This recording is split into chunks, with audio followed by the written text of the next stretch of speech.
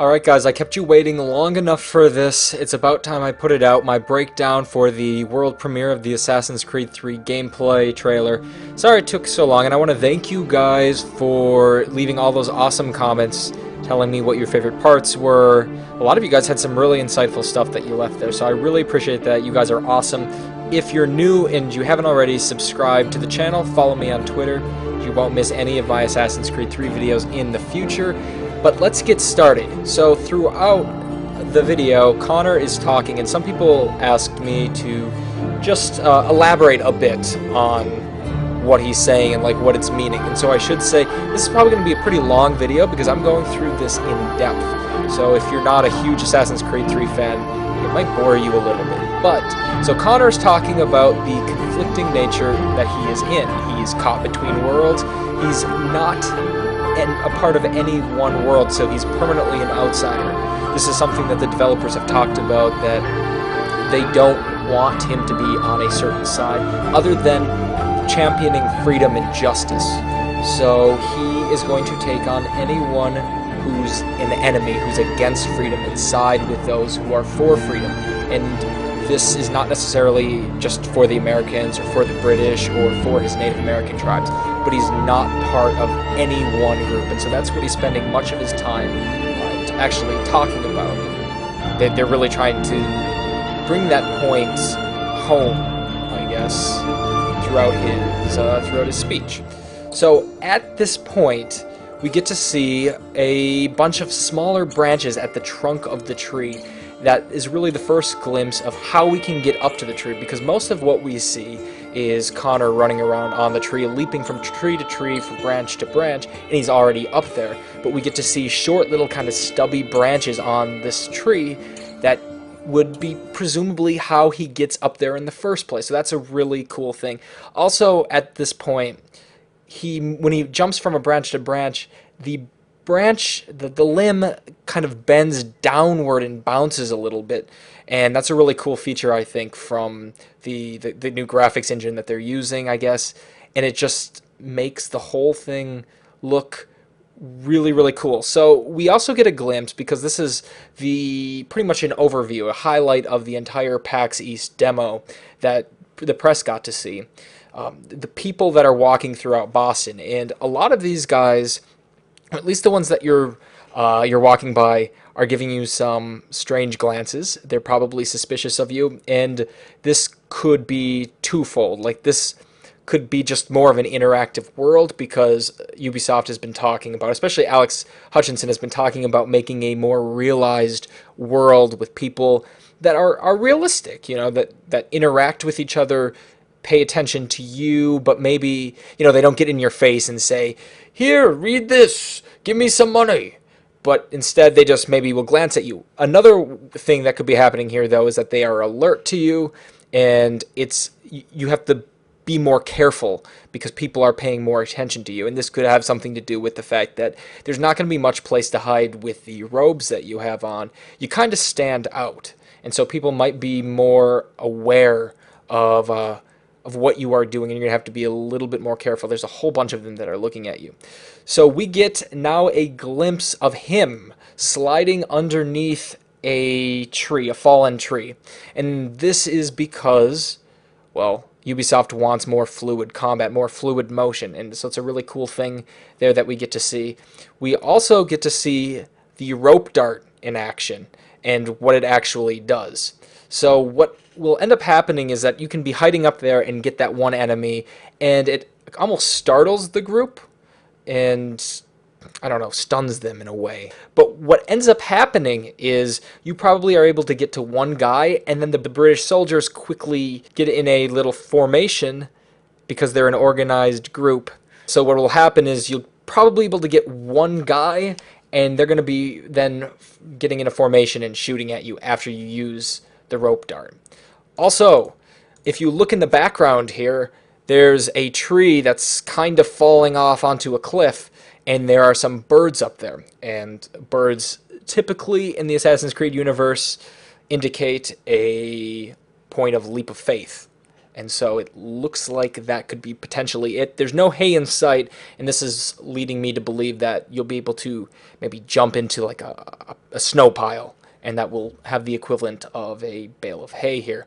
You also get to see him trudging through the snow, and I've talked about this in some previous videos, that Connor and every person in this game is going to be affected by the snow. Right? There's different seasons in the game. It's not just winter, but when the winter happens, snow is an effective... Well, it affects people. So sometimes you want to be going up above the snow because it's quicker. And you see him there trudging slowly up to this fallen soldier. Speaking of this fallen soldier, when you look at him there, he's holding a letter. And I don't know. I mean, it could symbolize something. Maybe he's just holding, but he's clutching onto that letter. So maybe that will be a point for a side mission, or maybe it's part of a core mission. And then at this point, there's the bear fight that all the press have talked about, but there's an epic bear fight that ensues, and it's just a really cool moment that I like a lot. And we then get best glimpse yet of Connor's face. I think it's a really good close-up. You get to see his eyes, actually, and he is next to a British soldier. So a lot of people have been complaining, and maybe actually rightfully so, but again, in all cases with this, you gotta wait till more stuff comes out, that he's only fighting Americans. And for most of what we see, or not mostly fighting Americans, he's mostly killing British soldiers, fighting on the side of Americans. But right here, he's next to a British soldier. Probably looks like a leader. I'm not up on my history enough to be able to tell who that is just by looking at him. And there's a lot of people in this time period, so I don't know who exactly that is. But he is next to a British soldier and not killing him. So that is probably the first indication of what Ubisoft has been saying, that you are fighting people on all sides, not just the British soldiers. And this would be probably the first solid evidence of proof of what they are saying. At this point, now we get to see him climbing up stones, right? So we're not just climbing up trees, but we're going up cliffs. And we get to see how he's going about that. It's not just trees, it's also cliffs. They're really trying to utilize the environment here, guys, and it's probably going to be really awesome, the end result. Now, it's the number of people on the screen. The thing that I think a lot of people who got to see the demo, who went to PAX East, are absolutely astounded by the number of soldiers on the screen here. There are a lot of soldiers. A lot of them, and they're all shooting you. They're all shooting at enemies, and they're well formulated. It's a really cool sight. He does grab an enemy at this point and uses them as a human shield, which is just a cool thing. And there's a guy hanging, presumably from a rope dart in the background. So this is kind of what I'm saying about the rope dart. You use it. You then are able to grab onto one enemy, kill him, and use him as a human shield for the enemies, for the rest of the British soldiers who are going to be lining up away from you so they can get their shots off. So then you use a human shield to protect you. And now we get another glimpse at a point where there are some blackbirds on not necessarily a high point, but there is definitely no bale of hay at that point. And so it's presuming that if this is a point where you would have a leap of faith, given that there were birds there, you would be jumping into a pile of snow. When you're running away from the British soldiers here through the city, I just like this one guy here who literally doesn't blink. He is not phased. He is one badass. He just keeps going. He has some place to go, but he is not affected by you or the British soldiers who are chasing you at all. If we actually rewind a little bit, like a fraction of a second before he's being chased, we get a glimpse of a bale of hay. So moving forward, a lot of people love that. Jumping through a home, and again, fluid combat throughout the city. There's an open window. Why not run through it? And a lot of people love it. It's a really awesome sight. A big thing I think that a lot of people came away with, and rightfully so, is the fluid combat. So we have a combo there, beating down two soldiers with using both your hands. It's a new form of combat, and they're really revising the combat for this game, so that gives us a little bit of insight into what they're doing there. And continuing on to the fluidity of combat, they want to make the combat more aggressive, less turtling up and being defensive, but being active. And you kill someone and you keep moving, you still have your momentum. And this offers a perfect glimpse at what they've been talking about. dab a guy, you roll, and then you go to the next guy that you're targeting. And you use your hidden blade, which some people, I guess, were saying that they haven't seen any use of the hidden blade, even though there was the swivel hidden blade that we got to see. But we haven't got to see any of that really in action, and that is a solid hidden blade kill. And that's pretty much it. I don't know the guy that you're going after. I think one of the viewers said that they thought it was Cornwallis, but Cornwallis didn't die till 1805, I don't think. So it's probably not him.